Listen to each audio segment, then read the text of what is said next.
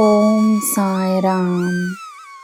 ನನ್ನ ಮುದ್ದಿನ ಮಗುವೆ, ನಿನ್ನ ಮನೆಯಲ್ಲಿ ಯಾರು ಪ್ರವೇಶಿಸುತ್ತಿದ್ದಾರೆ, ಯಾರ ಸಹವಾಸದಲ್ಲಿ ನೀನಿರುವೆ ಎಂಬುದು ಬಹಳ ಮುಖ್ಯ.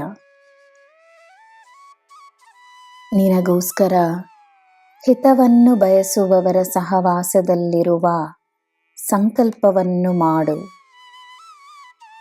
ನಿನಗೆ ಒಳ್ಳೆಯ ಸಲಹೆಗಳನ್ನು ನೀಡುವವರು ನಿಜವಾಗಿಯೂ ಒಳ್ಳೆಯ ಸಲಹೆಗಳನ್ನು ನೀಡುತ್ತಿದ್ದಾರೆಯೇ ಎಂದು ಯೋಚಿಸು.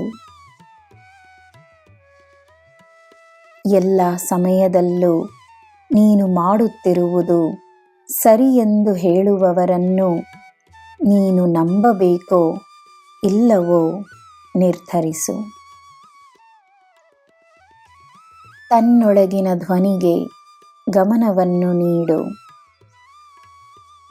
ನಂಬಿಕೆಯಿಂದ ಬೇಡಿದರೆ ನಿನಗೆ ನೀನು ಹುಡುಕುತ್ತಿರುವ ಉತ್ತರ ಖಂಡಿತವಾಗಿಯೂ ಸಿಗುತ್ತದೆ.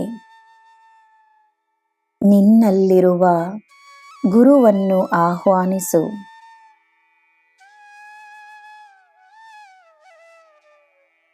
ನಿನಗೆ ಸೇರಬೇಕಾದ ಲಾಭ ಬಂದು ಸೇರುತ್ತದೆ. ನಿನಗೆ ಸಿಗಬೇಕಾದ ಸಮೃದ್ಧಿ ನಿನ್ನದಾಗುತ್ತದೆ.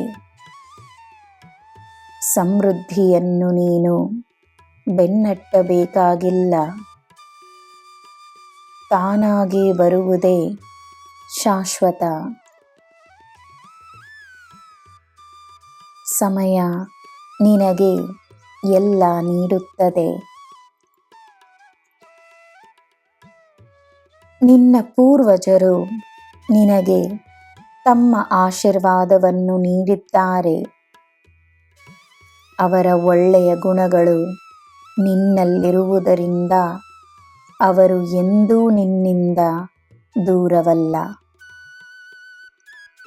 ನಿನ್ನ ಕಾರ್ಯಗಳಿಂದ ಸಂತೋಷವನ್ನು ಪಡೆದಿರುವ ಅವರು ಸದಾ ನಿನಗೋಸ್ಕರ ತಮ್ಮ ಪ್ರಾರ್ಥನೆಗಳನ್ನು ಮಾಡುತ್ತಿದ್ದಾರೆ. ನನ್ನ ಮಗುವೆ, ಈ ಪ್ರಪಂಚಕ್ಕೆ, ಈ ಜೀವನಕ್ಕೆ, ನಿನ್ನ ಸುತ್ತ ಇರುವ ಜನರಿಗೆ ನೀನೇ ಸ್ವತಃ ಒಂದು ವರಪ್ರಸಾದವಾಗಿರುವೆ. ನಂಬಿಕೆಯಿಂದಿರು. ನಿನಗೆ ಎಲ್ಲ ಶುಭವೇ. ಜೈ ಸಾಯಿರಾಮ್.